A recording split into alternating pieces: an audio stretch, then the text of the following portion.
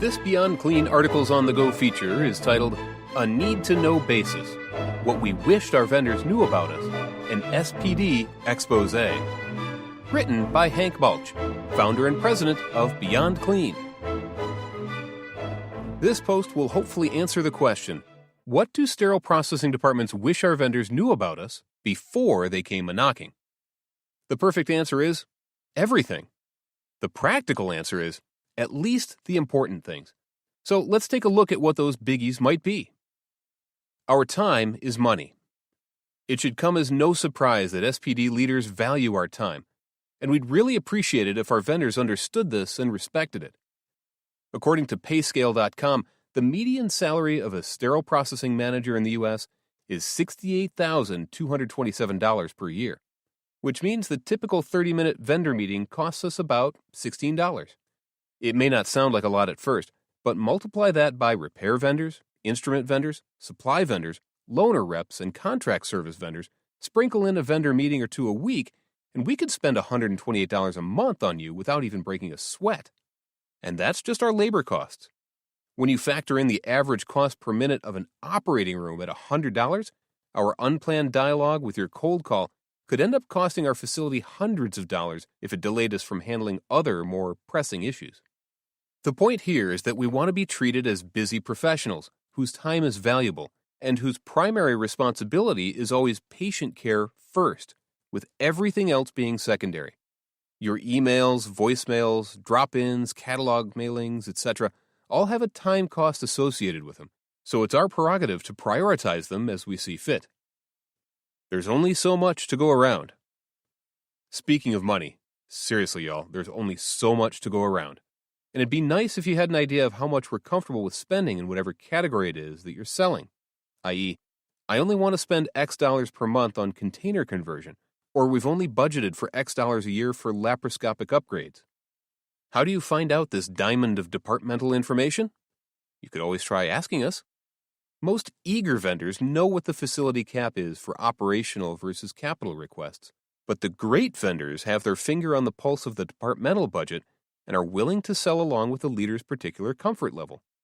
You'll only get this kind of information once you've built the trust of the leaders, but once you know it, you can keep from being that sales guy who is wasting his time on products we'll never buy or won't be buying until the next fiscal year. We weren't born yesterday. Besides time and money, we wish vendors realized we weren't born yesterday. Most of us can tell when you're blowing sunshine into random places and feeding us a line of malarkey. If we don't realize it in the moment, it usually hits us during the next conversation we have with Dr. Jones when he informs us that he didn't actually say that he wanted that particular needle holder you convinced us to order. Most of us in leadership have been around for a while, so keep that in mind when you make decisions about the angle you use during your visit. Telling us this kerosene rongeur is bead blasted so it will stay sharper longer may work on supply chain folks, no offense my supply chain friends, but it's only going to make SPD leaders think you don't know what you're talking about. The same is true for implying that because something is on contract means the same thing as it being sole source or best pricing. Save the bull for poker night. Related to this, however, is the fact that SPD leaders don't know everything. There, I admitted it. Because of this, we do desire and benefit from the kind of industry knowledge and best practice exposure that vendors have by the mere fact of being out in the world as you are.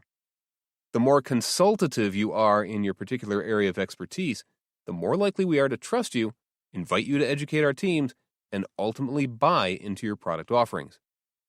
The more often you act like a resource, the more likely we are to treat you like one. Ideas and products have consequences.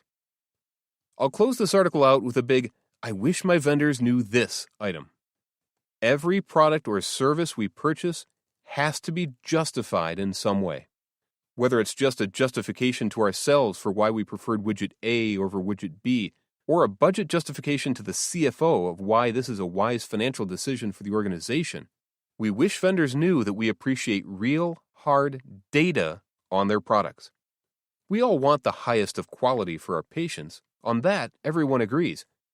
But just telling our CFO or VP that these lumen brushes are better than the more affordable alternatives is going to go over like a lead balloon.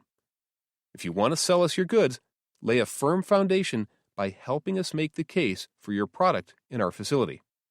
Offer to do a cost analysis for us on how much money we'd save converting from disposable wrap to rigid containers. Help us do a usage study on our nylon lumen brushes and give us a comparison on competitive products. Every product you want to bring into our facility will have cost, quality, workflow, and other consequences associated with it. The more of these consequences that you know coming into it and are able to convince us that they are a net good, the happier you'll be as you're walking out our doors. I admit, no vendor is going to do all these things perfectly, but the closer you get to mastering these points, the more likely you are to get a warm welcome rather than a cold shoulder when you show up at our department's doorstep. And now you know.